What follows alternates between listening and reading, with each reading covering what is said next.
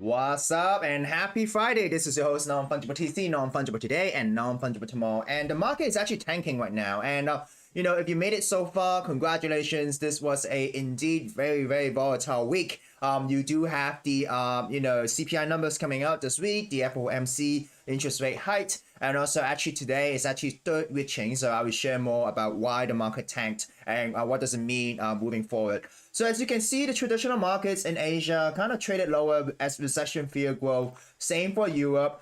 Same for pre-market in the US. Okay, so there will be Federal Reserve speakers to be speaking today in the US market, but the macro market in general is kind of shaky. But it's interesting because at the same time, China has decided to reopen, right? But there is another difficulty because the infections, like the COVID infections in China, basically just soared, right? So we'll have to see what the market will respond to this, right? So I don't really exactly have a news of the day, but in the past 2 days, a lot of FUD, especially you have the FUD about the accounting firm that did the auditing thing for Binance and also Crypto.com decide to pause all crypto auditing type of stuff. You have the Binance FUD about 2 point something billion that is actually at FTX that FTX might have to get back, and also just tons of different type of FUDs. But I just gonna go straight to the point into today's stream. So let's go to traditional market. Traditional market, one of the reasons why today we're seeing such a huge volatility is that we have Friday, biggest volume day of the week. Okay, of the year. Triple witching futures and option expiry plus index rebalancing to drive 5 extra average trading volume today, adding to the high volatility this week, but usually little lasting report, right?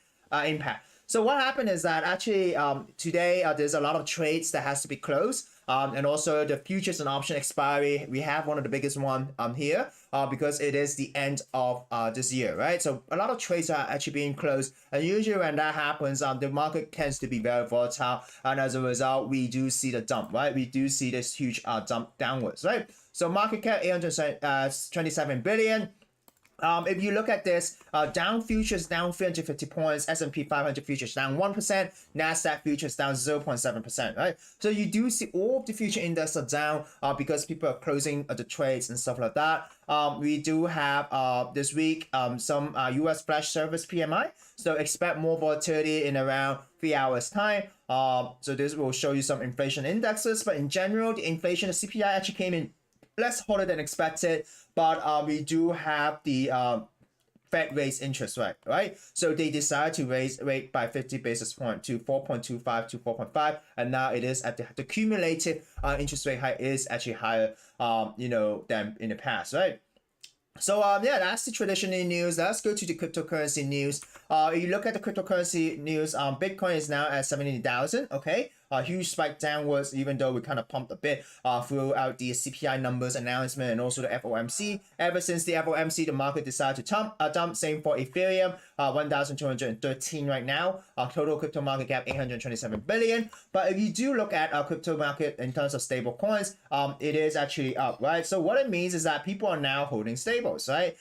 Same, we do see a wet day in the markets today. And then if you continue, look at this, the crypto news for today. I think one of the interesting thing is that, Mazars, right? The company who audited and proof of reserve for most crypto company pauses work, right? So it seems that there's more behind the scenes, right? So there's something big actually gonna happen, right? And at the same time, interesting news, Elon Musk suddenly followed the official Twitter account of OKX, the only crypto exchange account that he followed. Even Binance backed the acquisition of Twitter for 500 million. Musk has not followed Binance or ZZ account, but they have decided to follow OKX, which is actually quite interesting. And then you look at the OKX token, I think it kind of pumped up, right?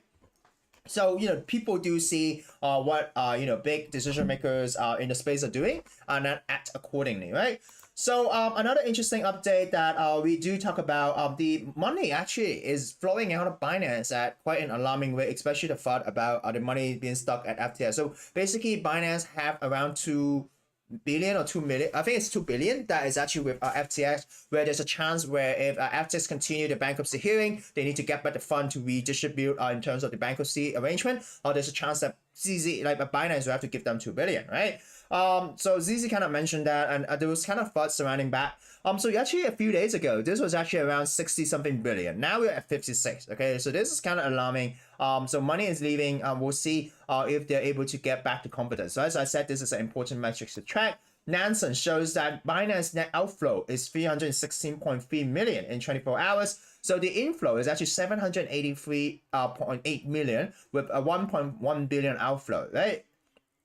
So on-chain data, if you have access to on-chain data, you'll be able to see this. But indeed, the numbers are going down. So this is a Nansen post, like just 2 hours ago, and now we have gone down 3 billion. Okay, so this is actually quite big. So we'll see if this is a healthy exercise for exchanges to navigate, right? So Ethereum addressed with over 32 ETH hit all-time high, petition rate drops in general, and also CZ called Kevin O'Leary a liar, while Kevin O'Leary actually say called Binance have some intention to cause FTX collapse, right? So in terms of general news, FTX files to sell 4 independently operated subsidiary, 117 liquidated million overnight Bitcoin Ethereum shared post CPI gains. And one of the reasons why we have these huge breakdown usually is because of liquidations, but at the same time also because of these options and future expiry, right?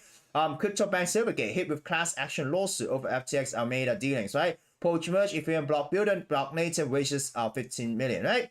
So another interesting news in the NFT metaverse space, Warner Music Group furthers metaverse push with digital fashion startup DrexX, right? So they're forging alliances with startup, this time with DrexX. Possibly DrexX has some Warner Music stuff, or maybe virtual avatars could wear dress as digital fashion, right?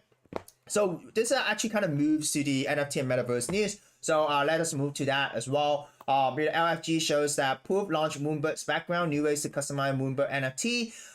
Donald Trump actually released his NFT collection, right? People thought this was a deep fake, but it is not. It is indeed Donald Trump selling it, and his collection actually immediately ran to the top trending in OpenSea. And also there's some utility, like if you want to have dinner with him, whatever, you want to have some sort of interaction, you can buy his Trump cards. So it's collecttrumpcards.com. I'm not affiliated, not financial advice. So they were selling it around 99 in US dollars. You can pay with credit card, or you can pay with Polymatic token, I believe. And so it's interesting because they decided to drop it on the Polygon blockchain.